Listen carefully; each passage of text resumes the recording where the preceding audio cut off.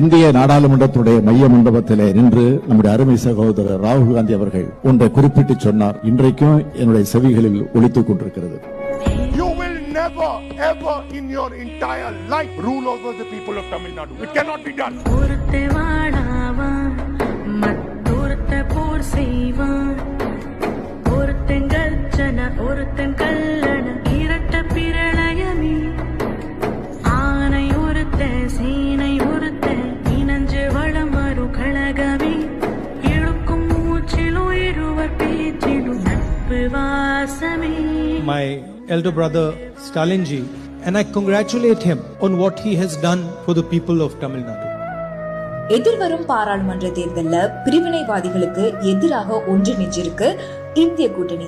இந்திய கூட்டணிக்கு வாக்களித்து வெற்றி பெற செய்து ஜனநாயகத்தை நிலைநாட்டுவோம். 40 நமதே, நாடும் நமதே.